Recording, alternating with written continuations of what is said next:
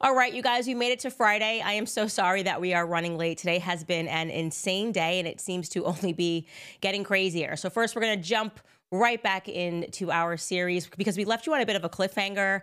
We showed you this side by side of current President Emmanuel Macron and a person who is supposed to be Brigitte's nephew, his wife's nephew, but these two people who are not supposed to be in any way related look way too much alike. Is this just a coincidence? Well, you will soon come to realize that there are a lot of strange coincidences that just keep arising when it comes to the Macrons and their mysterious backgrounds. So welcome back to our Becoming Brigitte series.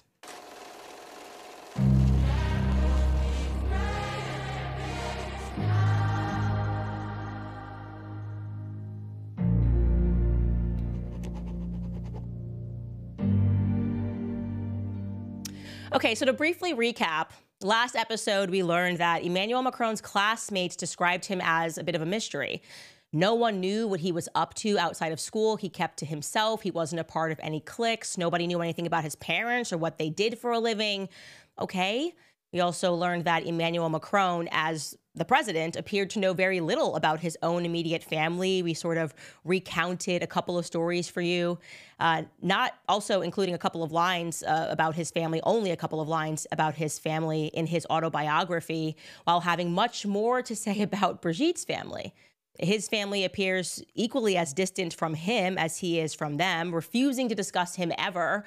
And his biological brother told a work colleague that Emmanuel was his first cousin. And that was before he became president. So they were already, when someone said, oh, do you know this guy who's like one of the ministers? And he's like, no, that's my cousin.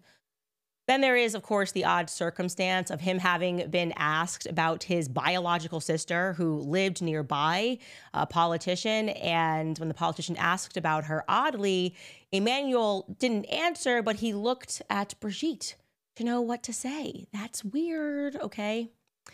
Now, the only family member that seems to get any airtime from Emmanuel Macron, the person that he seems comfortable discussing publicly and showing affection for, is his grandmother, okay? His grandmother was a woman named Germaine Nogue, born Germaine Aribet, who he affectionately referred to as Manette. Okay, there they are together.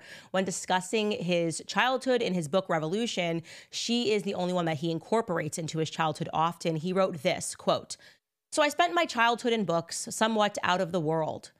It was a still life. I remember those early mornings when I would go to her room and she would tell me stories of her wartime friendships. As a child, I would pick up the thread of the interrupted discussion every day and travel through her life as if picking up a novel.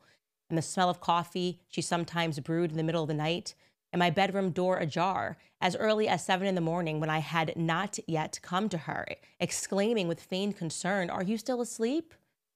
You know, there was this one journalist who even speculated, she raised the possibility that he had sort of been adopted by his grandmother, Manette. Either way, it becomes very important that we learn a little bit about this woman. Who was she? Okay, because he alleges that she taught him how to read. According to him, she lived just a few blocks away from his parents in Amiens. And he also recounts in his book that he spent his summer and his winter vacations at her family home in Bagnères de Bigorre. And that's where he learned to walk. That's where he learned to fish. That's where he learned to play rugby with his grandparents. So much time spent with his grandparents. And maybe, perhaps that explains this bizarre absence of childhood photos with his siblings or with his parents. Okay, so that's a lot that he's giving us. And according to witnesses, Manette was exceedingly private, just like her grandson, often leaving the shutters to her home firmly shut, they said. And once she retired, she hardly ever ventured outside because she was surrounded by books, kind of in her own lair, which explains why and how Macron claims to have been brought up in a bunch of books as well. But which books specifically? He gave an answer to that. Now, according to journalists Candace Owens and Caroline Darien's biography entitled The Macrons, Les Macrons, or The Macron, rather, they wrote, quote, he said, quote, as a teenager, they wrote, as a teenager, young Macron escaped by reading books by André Gide and Michel Tournier, that book being called The Earl King in English. Those are the books that are on his bedside table his beloved maternal grandmother shared a liking for these authors with him. Now, we've already discussed Andre Gide. I think that was in our first introductory episode. This was the guy who was a self-admitted pederast who admitted to raping Muslim boys in Algeria in particular, to explore and learn about his sexuality, throwing off the chains, of course, the confines, if you will, of his upbringing, his Christian upbringing, and really learning about himself through traveling to Algeria. And yet, despite this, Macron was comfortable putting his book, just as it was on his bedside growing up with grandma, he was comfortable putting this in his presidential portrait. The other author we haven't discussed that he mentioned to these journalists, that author is Michel Tournier, apparently another favorite. And the book is an even stranger choice, I would say, for a grandmother to be sharing with her grandson. It's quite controversial, this book, okay? Again, it's called The Earl King. The Earl King being a mythological creature that chases after children. And in this book, passages are, well, I'll give you a passage. I'll just read it to you. Quote, "Children's buttocks are alive, quivering, always alert, sometimes sunken, and seconds later smiling and naively optimistic, as expressive as faces." Now, I don't know if my grandparents were doing it wrong, but they gave me the Bible. We talked about Bible passages. We weren't being given books that speak about a children's buttocks. Like, that's just completely absurd. In that book, the book's protagonist discusses children that are advanced for their age, right? And this is a quote from that book: "The category of children with surprising intellectual maturity, who seem to have read and understood everything from birth, contradicting a physical immaturity that gives an air of ingenuity to everything that they say." You know, that kind of sounds familiar, right? It's kind of virtually the exact same explanation that the press got right to working on regarding this bizarre story of Brigitte having fallen for a 14-year-old and then setting upon marrying him when she was 39, 40 years old, setting on that path towards marriage. They said, remember, Macron, this is like, despite the fact that he was a little boy, he was just so intellectually advanced. Remember, he was a virtuoso, right? He was Mozart. Don't you guys understand? He was not like regular kids, even though he was so young. We don't want you to think about that. Yeah, it seems like that second author provides that explanation, which is not an explanation. It's one that should never have been accepted. Anyways, I should tell you that Manette died April 13th, and I'm sorry, but I forgot to write down the date here. I want to say it was in 2021. We will correct that, but the point is it's also April 13th, a day that Brigitte Macron was born. It's also the same day that the CIA's MK Ultra program was born. And if you've been watching my new series, I am borderline obsessed with learning everything that I can about the MK Ultra program. And this is not a discussion that should just be taking place in America. You know, learning about the programs of our deep states, these very real programs that existed and that we don't learn about in school, is a terrifying process. It's one of the reasons why I routinely promote that book Chaos, because it ripped me into a new reality of understanding just how evil our governments have been, and I would argue are. There is no conspiracy here. The MK Ultra was real. The government was obsessed with all of these different programs. Really, the main point of them trying to condition the brain, trying to brainwash people, sometimes through isolation, which it sounds like Emmanuel Macron spent a ton of time isolated throughout his childhood. I mean, he's acknowledging that he lived through books, and his friends are acknowledging, or should be friends are acknowledging, that he was kind of a loner and on his own. So they would experiment psychologically through isolation, through drugs, you know, LSD, drugging people to see if they could get them to commit crimes or to commit other acts unwittingly, essentially trying to establish a Manchurian candidate. Somebody that responds to cues, does what they want them to do without question, wondering if they could control, and using this, by the way, as a weapon of sorts. Like I said, it is so important for people to learn about that MK Ultra program and the different names that it took on. It like started earlier than when it was named the MK Ultra program and went on further. And ask yourself whether you really believe when they say they just discontinued it. They just were no longer interested in drugging soldiers and trying to see if they could kill people and programming people. Ask yourself if you believe that your government, who is capable of that kind of evil, is also capable of telling you the truth, that once they got caught, they just stopped it. And then also recognize that the majority of the documents pertaining to that program were destroyed. So we don't know just how global that program went. We don't know every element of that program. And if any person said that they were a part of that program, and many have, that person would be dismissed as evil or insane or lying. And one element of that program was, of course, sexual perversions, like committing a sexual assault in order to then establish how it impacts somebody's psyche. Truly evil stuff, okay? Now, earlier, I told you that Macron's alleged biological parents, who you see here up on the screen, had some interesting jobs. Just off the bat, his father, Jean-Michel Macron, was a psychiatrist. And yes, of course, we know for a fact that psychiatrists have done some evil things, some very evil things throughout the years. Don't even get me started before I should actually get started, go onto a tangent about who Sigmund Freud was and how disturbing it is that he is taught within our school systems here in America as some sort of a hero, that he broke through modern psychiatry. Yeah, what exactly, how much of a breakthrough and a contribution did he make? Again, we'll pause and talk about that in a different episode so as not to get lost. But yes, Daddy Macron was a psychiatrist, and his mother, Frances, she's very important there on the right, was a pediatrician. What an absolute combo for Emmanuel Macron growing up, right? Well, interestingly enough, something very interesting was discovered about his mother, Francoise. Sorry, I think I said Frances, Francoise.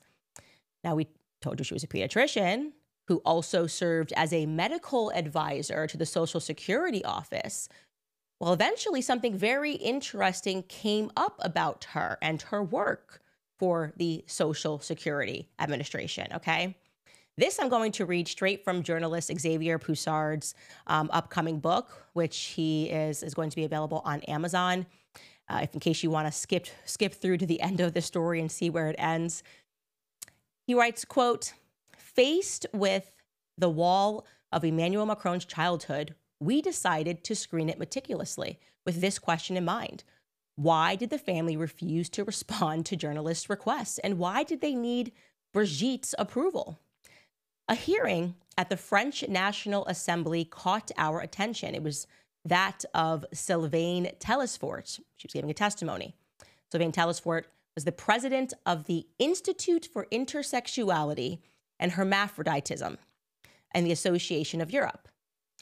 Now, she was born in Beauvais in 1956 under the name Sylvain Telesfort, and then changed her name to Sylvain by a court ruling in Paris on May 15, 2007. So actually, Sylvain was born a he, and he incidentally revealed to the French National Assembly that he had been given administrative support in his gender transition by a senior doctor at the Primary Health Insurance Fund, Dr. Yep, you guessed it, Francoise Macron, also known as Emmanuel Macron's mother. So a person who had transitioned suddenly testifies and says, actually, yeah, the person that assisted me in doing that was Dr. Nogue. Francoise Macron actually assisted me with this transition. So we know that that took place, that she was involved in supporting gender transitions. The question then remained whether this was simply a unique case or whether Macron's mother had been involved in this category of work, assisting people who were transgendered more extensively. And the answer came out last year when an intersex individual, goes by the name Alexandra, described how she had benefited from, quote, waivers granted by the National Referral Advisor, Dr. Francoise Macron Nogue, who, it must be said, is the mother of the current president. She has done a tremendous amount of work following all kinds of generations of people like me, granting subsidies so that we can have access to the best specialists, so that we can take our time, and so that in everyday life, we are not on the margins. If people were rejected by their families, she would find them a small room, and they would receive a disability pension for the duration of the trip. In short, it was very, very well organized. I don't understand why people despise this protocol, end quote. In a second interview, she explained that Françoise Nogue was concerned with a particular pathology known as primary congenital pseudo-hermaphroditism. But you guys, I'm sure all of that is just a coincidence. All of it. I mean, anyone who does not understand how these things just keep happening in the world is just a crazy conspiracy theorist, right? Just a crazy conspiracy theorist. I mean, yeah, okay, I get it. We've got some questions about the gender of his wife, why her past doesn't seem to be coming together. We have some questions, sure, yes, about his past. His dad is a psychiatrist. His mother does some specialty work assisting people in their transitions, and they kept this quiet when they got married. And sure, when they became the president and the first lady, they just had all of these either transgendered or pedophilic type things keep popping up. And I'm sure all of this is a coincidence, guys. The books, everything, it's just one big coincidence. Let's pause there because there's going to be a few more coincidences that are going to happen. So I can throw it to one of our sponsors, which is Goldco, because President Trump is back in office, and that could be great for both gold and silver. Under Trump's first term, the price of gold soared 53%, and the price of silver jumped 51%. What could happen over the next 4 years? And will gold continue to break records in 2025 and beyond? We're going to find out. Gold and silver have been used as a store of value for centuries. The government cannot easily manipulate them, and they are known as hedges against the market risk and inflation. That's why I've personally bought gold and silver from my great partners at Goldco. Goldco is a top-rated precious metals company. They've supported this show from the beginning, and they've helped hardworking Americans purchase over $3 billion in gold and silver. They know what they're doing. Right now, you can get a free copy of their 2025 gold and silver kit. On top of that, you could also qualify for up to $15,000 in bonus silver, possibly even more. So to learn more, go to CandaceLikesGold.com. Again, that's CandaceLikesGold.com. Also, there is Tax Network. I want to tell you about them because the IRS is the largest collection agency in the world, and they are stepping up enforcement for 2025. So if you owe back taxes or you have unfiled returns, do not wait for the IRS to come after you. Simply avoiding them, obviously, is the worst thing you could possibly do. Getting ahead of this is the smart move, but do not contact them alone either. Turn it over to the team at Tax Network USA. Why? Because not all tax resolution companies are the same. Tax Network USA has a preferred direct line to the IRS. This means that they know which agents to deal with and which to avoid. Tax Network USA has proven strategies that are designed to settle your tax problems in your favor, whether you owe $10,000 or $10 million. Their attorneys and negotiators have resolved over $1 billion in tax debt. So talk with one of their strategists because it's free. Stop the threatening letters. Stop looking over your shoulder. Put your IRS troubles behind you once and for all by calling 1-800-958-1000, or you can visit tnusa.com/Candace. Again, that's tnusa.com/Candace. All right, now let's get back into the story of Brigitte, because there just seems to be a lot of coincidences going on here. So we had mentioned already a journalist by the name of Sylvie Baumel, right? She's that left-leaning journalist who has bylines in Vanity Fair. Like I said, this stuff was not coming from conspiracy theorists. This is such a lie that is told to the English-speaking world. She is the one who has dedicated the most time into trying to get into the past of Brigitte, to learn about the past of Brigitte. And she just kept coming up against a wall. And again, to remind you, these journalists were like, yay, powerful woman taking charge at the Élysée Palace. I want to learn more about her so I can promote her to the world. You know, who doesn't love a strong character, especially if you're a feminist like these writers were? So she begins working on the second biography about Brigitte, entitled He Had Just Turned 17. Actually a funny title. It's an untrue title, and Sylvie Baumel actually disputes it in this very book. She lands upon a different answer in her last chapter. She writes that Emmanuel Macron had actually only just turned 15. She probably went with a different title because they would have panicked at the Élysée Palace if she went with he just turned 15, right? They probably would have been doing some terrifying things. Maybe they would have just called her into the office for a talk. Well, throughout this second investigation leading up to the publication of this book, she poured through all of these public interviews given by Brigitte and just kept coming across these little mistakes that Brigitte would make about how old she was during certain things. And so there is this very famous judge in America known as Judge Judy. And Judge Judy says something. She repeats that if you lie, you have to have a good memory, right? If you don't lie, you don't have to have a good memory because it's just true. So you don't have to be like, oh, what did I tell this person? What did I say? And make all these little errors. So one mistake that Brigitte made in this long biographical interview that she gave to Elle magazine was regarding her older sister, her late sister, Mary Vaughn, who had died in a car accident. And now when Brigitte gave this interview, she said that it was, sort of this traumatic thing that was ingrained in her mind, that she was 8 years old at the time of her sister's death, and that she carried her sister around with her every single day of her life. She also stated that her niece died a year later at the age of 6. So Xavier Poussard was very troubled by this.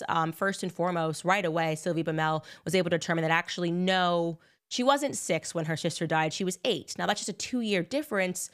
But I feel that by the time you're 8, if something that big happens in your life, you don't really mess up the date by 2 years. Like, it would just be a very raw memory, but maybe it was just a mistake. But regarding that second person that she says died, the niece that allegedly died a year later, so this would be back-to-back big deaths in the family, he was just going, I don't see that anywhere. And he thought that that was strange because there had been so much written about Brigitte's nieces, and yet there was no mention of one who had died anywhere. So he got right to work researching it, and finally, at long last, he was able to confirm by visiting a family plot that Brigitte's family had, that there was a niece named Sylvie who had passed away following a surgery in 1996. Okay, great. Phew.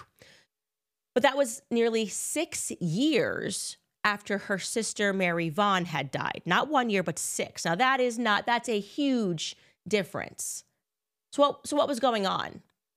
Anyways, Sylvie Bamel's main focus on this second book was really trying to learn more about Brigitte's first husband, Andre Louis Ozier, right? That's the banker that she had married when she was 21 years old, the guy who had his wife rather dramatically stolen from him by a teenager, virtuoso Mozart type guy.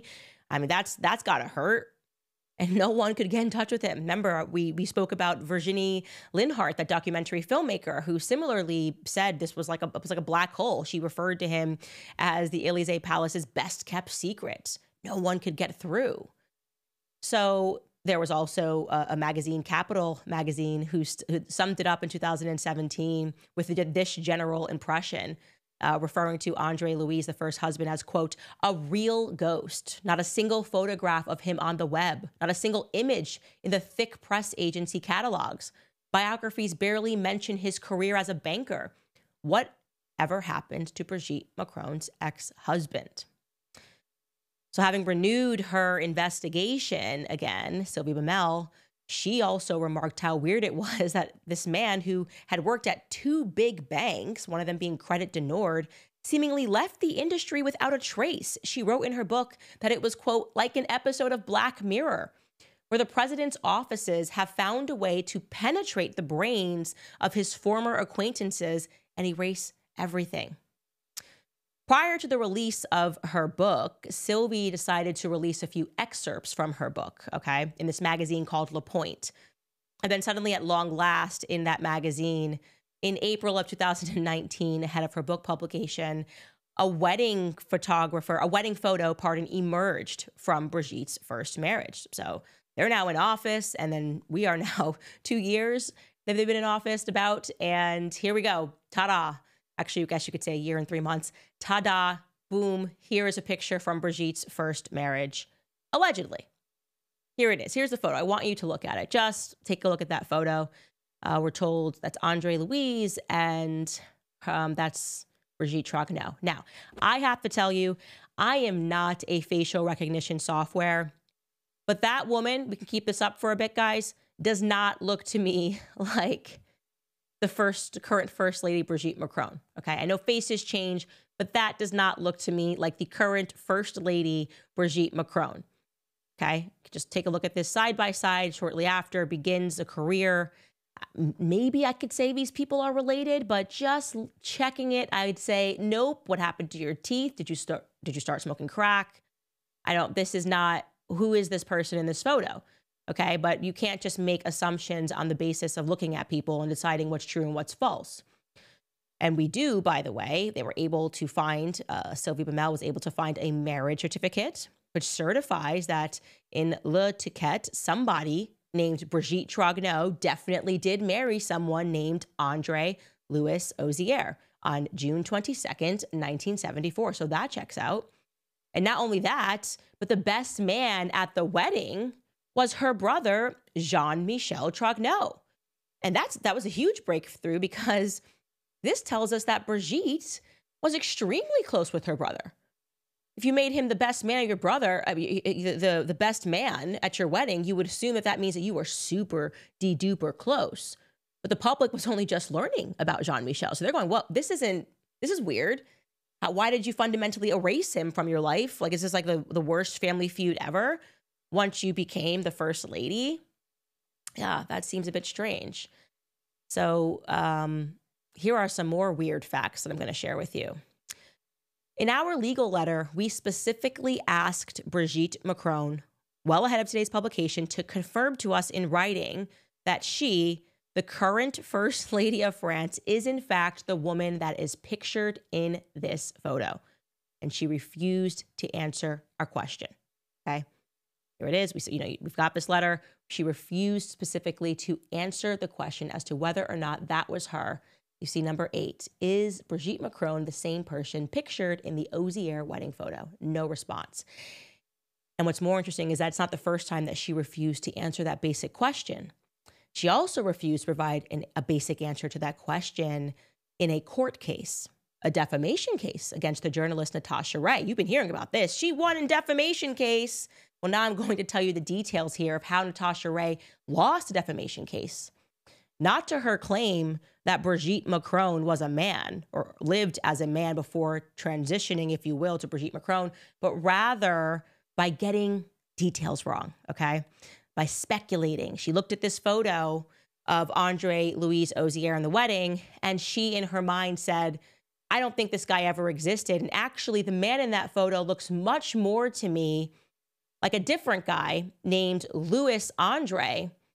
Yeah, literally just flip the name. So you have Andre Louis in the photo. She thought that in that photo was actually Louis Andre, who is in fact his first cousin. So she speculated. She just made that assertion. Like, that's not, they're just pretending, and that's whoever it is that his first cousin married. But Natasha was in fact wrong, okay? So the Élysée Palace called up Louis Andre, had a conversation, and encouraged him to sue her for defamation, which he did. So again, I want to be very clear. What was at root in that defamation case, it was not whether or not Brigitte Macron was born a male. And I also want to be clear here that that defamation case would not have taken place were it not for the intervention of the Élysée Palace, promising that they would join in on a lawsuit, even though they never did. Now, how do we know they did that? Because another journalist, another left-leaning journalist, feminist, named Emmanuelle Anison, who similarly wrote a book about Brigitte Macron, wanting to debunk all of the rumors about whether or not Brigitte was born a man. She was the only journalist who actually penetrated through to the Ozier family. She actually spent time with that misidentified cousin, Louis Andre. And he told her how it all went down, and she recorded it in her book. The story goes that the cousin, John Louis, had a wife named Catherine Adoy, and convinced of her theory that he was actually the man in the photo, she contacted his wife. Natasha Ray contacts his wife, Catherine, on WhatsApp, and she sends a message at 3 a.m. in the morning. She's like on to the story. She knows something weird, and she goes with her instincts rather than the facts. And she writes to this woman, I know everything, absolutely everything, for you, for John Louis, for Jean-Michel. And I guess for her, this was like a journalistic strategy of not really knowing everything, knowing something was wrong, but hoping that if you pretended that you knew everything, that person might be forthcoming. But Catherine wasn't forthcoming. She instantly showed it to her husband and was like, what is going on? And so her husband contacted Lawrence Ozier, just reminding you that's Brigitte's alleged firstborn daughter, who also happens to be his cardiologist. And Lawrence says, you got to call Brigitte. You got to call mom, because she's thinking about filing a complaint too. This is harassment. So he does. The cousin calls up Brigitte, and here is what he tells the journalist happened next in his own words. Quote, Brigitte tells me she's sorry and that it's all her fault, that we need to press charges, and that she agrees to file a joint action. I hear Emmanuel Macron's voice in the background asking him to hurry up because they must leave. Before hanging up, she promises to send me a copy of her family record book, which she didn't. I also asked her to certify in writing, which she did, pardon.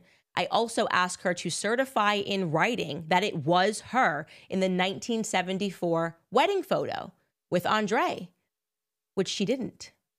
I did not speak to her directly on the subject after that. So again, he says, she's like, yeah, no, file. I'm going to file with you. Do this. And he's like, well, could you send me just like in writing? Because, obviously this will be proof.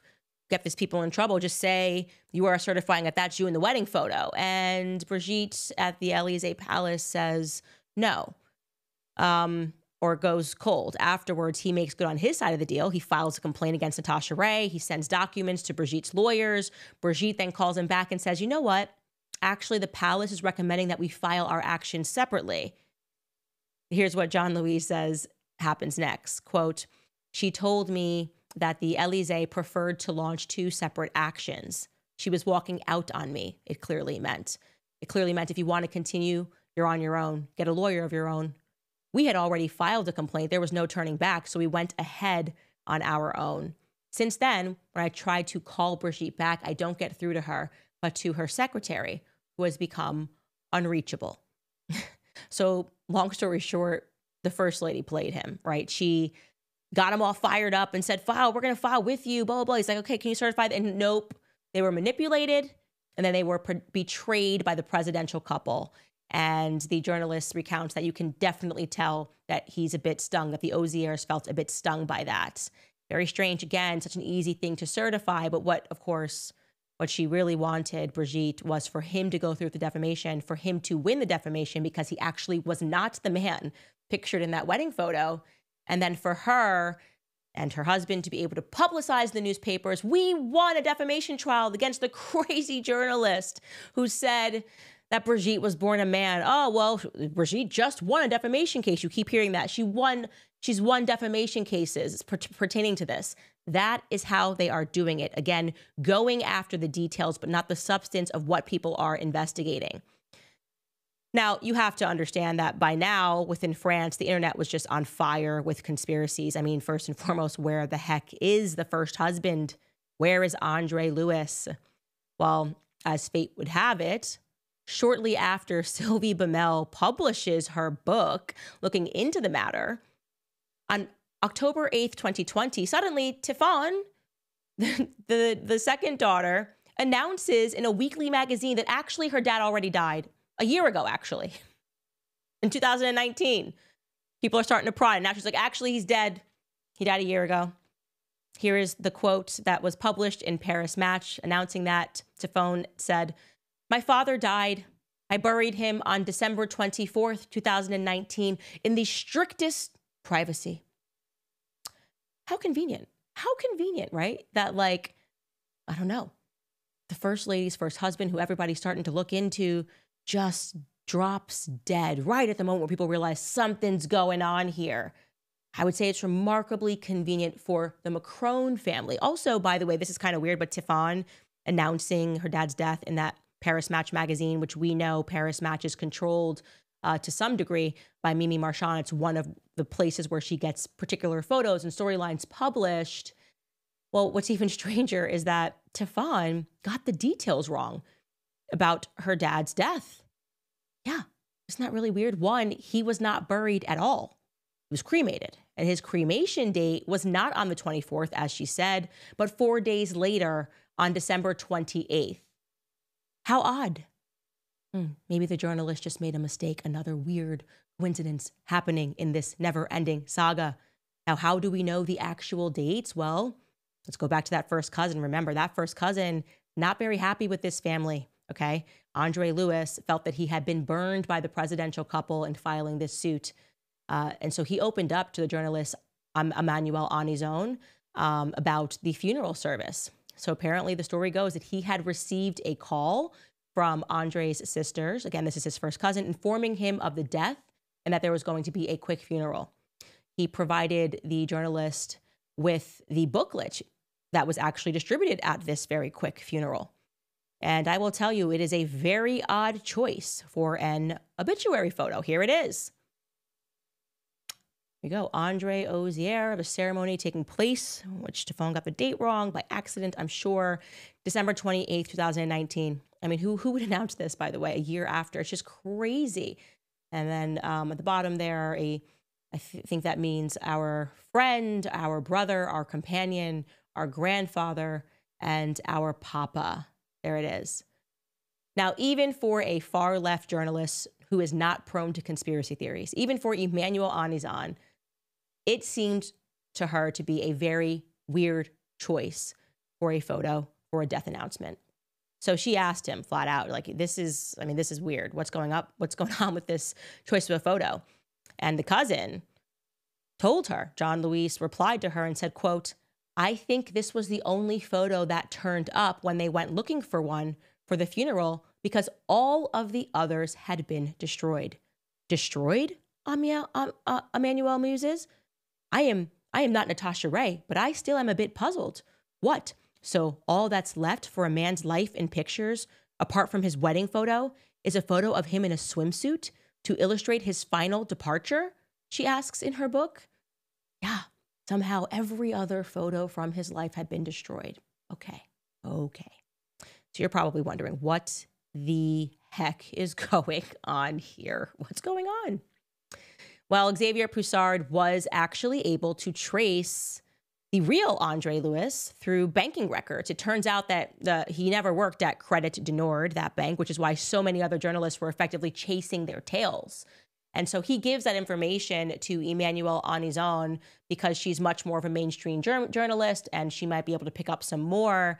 He also provides her with access to a Facebook group. He's like, no, this man did exist. And it's filled with John Luis's old work colleagues from the bank that he actually worked at. And he's helping her to assuage her suspicions and doubts that this man plausibly maybe never even existed. And here is how Emmanuel Anizan concludes the chapter of the story of her research into him. And this is, again, about the husband, Brigitte's first husband, Andre Louis Ozier. She wrote, quote, his sisters wouldn't talk to me, nor his children, so I called a few former colleagues via Facebook groups of former bankers. They all speak enthusiastically of Day, kind, cult, polite, who talked a lot about his children whom he adored. Day, who smoked too much, whom they felt was lonely, devastated. One of them sent me a professional collection of portraits from the mid-2000s where Andre poses serious in a suit and a tie among his colleagues at the Amiens bank branch. The 1974 groom is clearly recognizable, even if he has started to lose his hair. These colleagues kept in touch with each other after retirement, but not him, who cut all ties with them too. Andre Ozier has disappeared from the radar's scope. For my part, I tried to contact members of the Ozier family, but no one wanted to reply. Susan Spray, John Luis Ozier's first wife, even hurriedly hung up the phone on me when I told her I was interested in Brigitte Macron.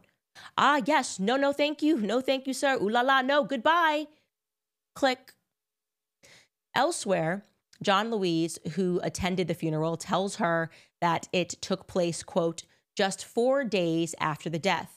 No information had leaked to the newspapers. The Élysée Palace wanted it to happen quickly, and it seems that Emmanuel Macron was personally involved in making sure that it did. The express funeral, organized on the sly and in a hurry early in the morning at 8:30 a.m., before opening time to avoid journalists. The booklet with the photo was placed on the chairs. A dozen people were present, seated in separate clans. On one side, Andre's sisters. On the other, Brigitte's 3 children, Stéphane, Lawrence, and Sebastian. Brigitte Macron did not attend. Andre's companion, I guess this means like a partner, maybe someone who's in a relationship with but never married, unknown to all, was also there at some distance. Early side, after 20 minutes, the ceremony was over and everyone walked out immediately. Afterwards, I went with the Ozier children and Andre's sisters for a coffee and a croissant. Members of security staff stood on guard outside. We ended up letting them in because it was so cold. The atmosphere was heavy and everyone left quickly afterwards. Okay. Quite the funeral, very quick. Why is the Élysée Palace involved? Also, guys, isn't it kind of weird that Brigitte would not, out of some basic respect, go attend the funeral of a man that she was married to for 32 years? So the Élysée Palace got involved to keep it hush-hush, but they didn't attend the funeral? Does that even sound right? The father to your children? Also, and this is incredible, according to the first cousin, John Lewis, at the funeral, he spoke to Andre's partner, who told him that he had found tickets to Africa in Andre's jacket pocket, plus a large amount of money in it. He said, quote, he had emptied his accounts, organized his departure on the sly. He dreamed so much of going to Africa again. Okay. All right, guys, what are we to make of that? All right. It is very weird for someone's lover, companion, partner, whatever you want to call it, to say that. What really happened to Andre Lewis, who was cremated very quickly, even though his daughter says he was buried? What accidentally says he was buried? Sometimes you mix that up. What really happened to Andre Lewis? What drove him to become a recluse all of a sudden, not associating with his former bank friends from the 70s? How did all of those photos of him suddenly get destroyed? He's only left with one of him. He's got two photos. Here's me in the wedding, and here's me on a beach in my trunks. And these are the only photos available of my life. Doesn't that seem like a systematic destruction? I can't think of any circumstance where that would be the case, that photos would just all be gone, as if you would keep every photo of yourself in your childhood in one house. Did he actually die? Did he escape with the assistance of the Élysée Palace? Did he try to escape, but the Élysée Palace intervened? Imaginations can certainly run wild right now, right? But we can't confirm anything, obviously. What I can tell you is that, oddly enough, another journalist named Sophie Descartes reported in a 2022 issue of Paris Match, which was published, that Andre Lewis ended his days in a psychiatric clinic with a guard at his door supervised by Alexander Bonella. He's a very controversial figure. The Élysées' notorious and controversial security chief of staff who ended up in a huge scandal known as the Bonella scandal, okay? Why would that journalist say that? I can tell you that that information was instantly denied the same day on Twitter by Tefon. But despite the family being extremely litigious in nature, always going after people for defamation, the Macrons never did sue that journalist who said that for defamation. I think that's a perfect place for us to pause, because that's a lot of information and a lot of pieces that you have to put together. I'm going to tell you very quickly about American financing, because I know that there are a lot of Americans that are carrying around high credit card balances that charge 20% or more every month. It's time to take control of your debt. If you're a homeowner and you've been waiting to figure out how to get your finances in order, you need to call my friends at American Financing today. American Financing salary-based mortgage consultants are helping homeowners just like you tap into their home's equity to get out of high-interest debt. They are saving their average customer $800 a month by doing this. Saving that kind of money every month should make the decision really easy. All it takes is a 10-minute, no-cost, no-obligation phone call to find out how much you could be saving. And if you start today, you may be able to delay 2 mortgage payments. So call American Financing today at 800-795-1210. Again, that's 800-795-1210. Or you can visit americanfinancing.net/Owens. It's americanfinancing.net/Owens. Okay, for those of you that thought that I fell into a hole, I didn't. We have been so crazed because we were working on our book launch. And I am so pleased, especially just if I could even tell you the journey of working on the second book. I began writing this book in, I think, 2018. But right after my first book, which was published, I'm sorry, in 2020, right after my first book, which was published. And the title of my new book, which I have worked on for so long, is Make Him a Sandwich. And here it is, you guys. I am so excited. It is available for purchase, for pre-purchase really, at makehimasandwich.com, or you can go to CandaceOwens.com and hit the link that's in the banner. Just want to let you guys know that if you are a premium Club Candace and Book Club subscriber, you're going to be getting a special discount, a 20% discount code for purchase, and you'll also get an email with a 25% discount code within 36 hours to Nimi Skincare, which is one of our sponsors here and the products that I use if you purchase a copy of the book and use the 20% discount code.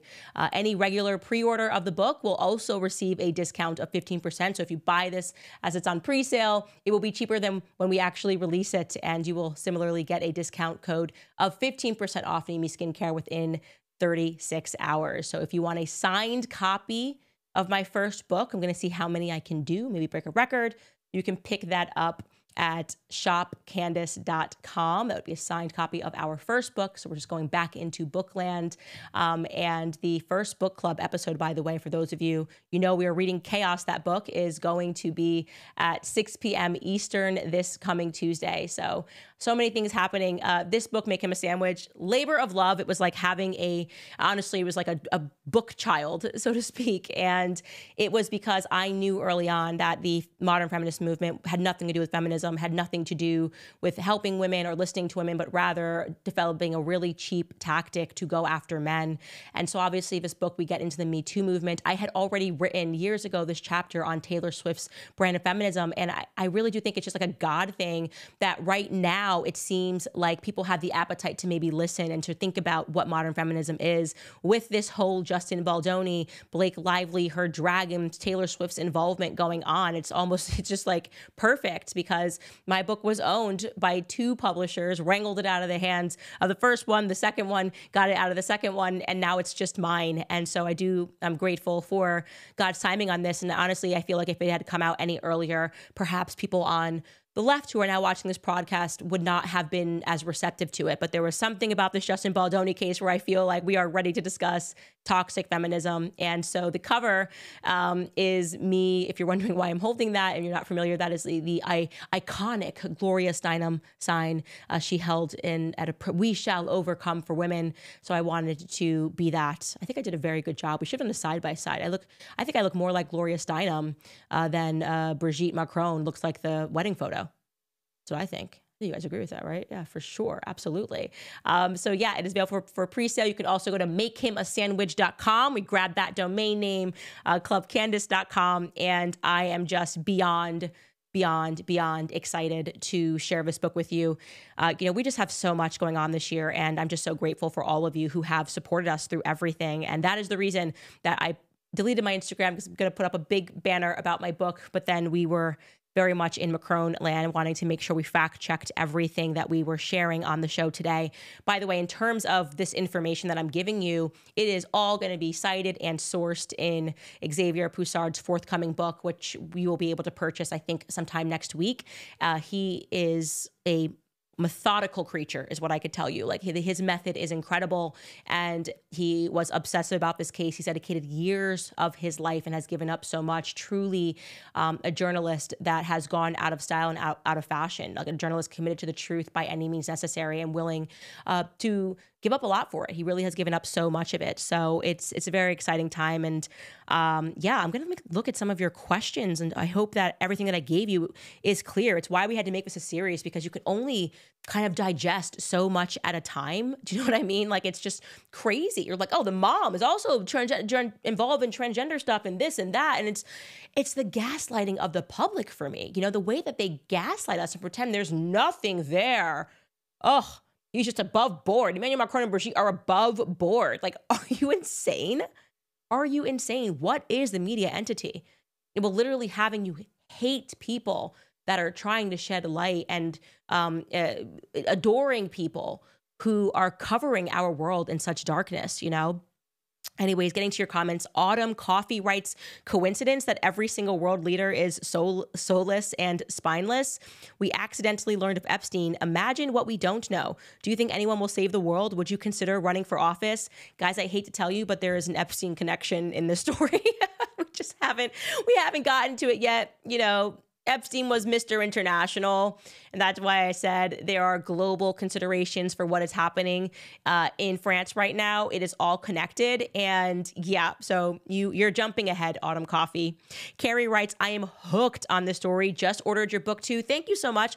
Please hire the composer for this docuseries that was fired because he was mean to Taylor Swift. I feel like dramatic music to your WTF moments would be epic. I promise you, that composer is so famous and so great. I went through his Instagram, like, there's no way I can afford him. There's just no, maybe if this book sells 3 trillion copies, okay? So get on that, guys. Buy Make Him a Sandwich. Go to makehimasandwich.com, buy it, and maybe I will be able to afford Brian Tyler, which would be really cool. Also, I think it would be cool if Justin Baldoni dropped his version of the movie that we never got to see and called it like Justin's version.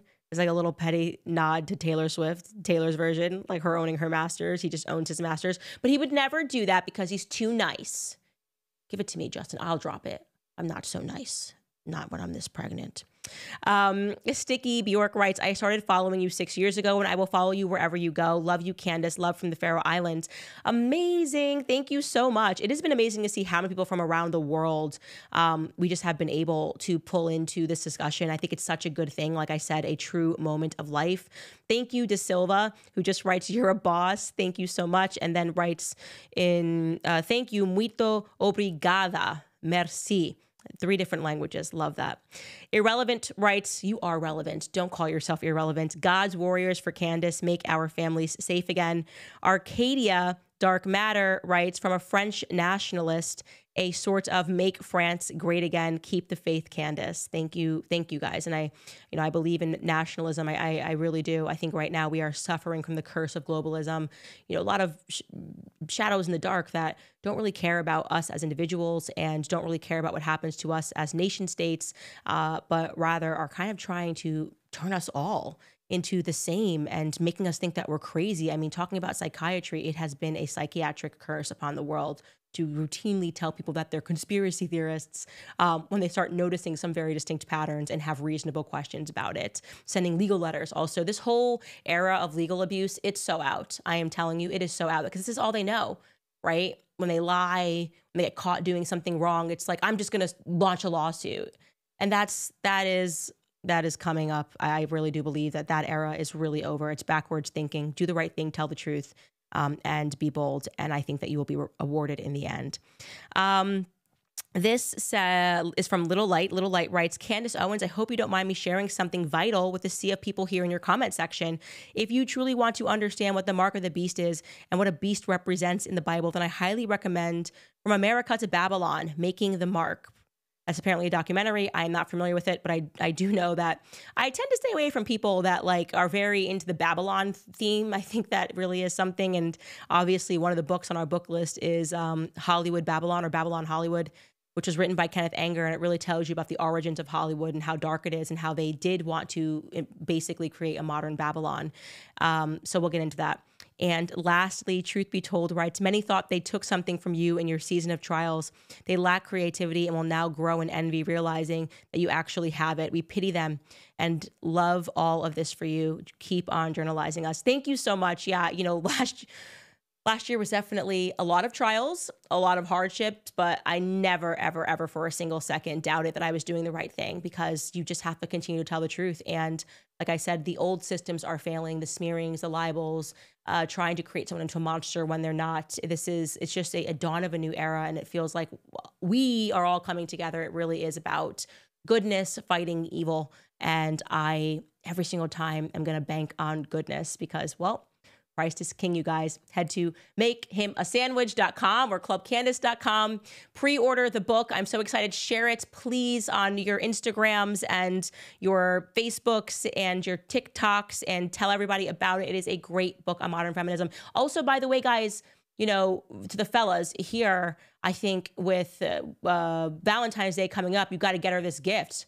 Make her a sandwich.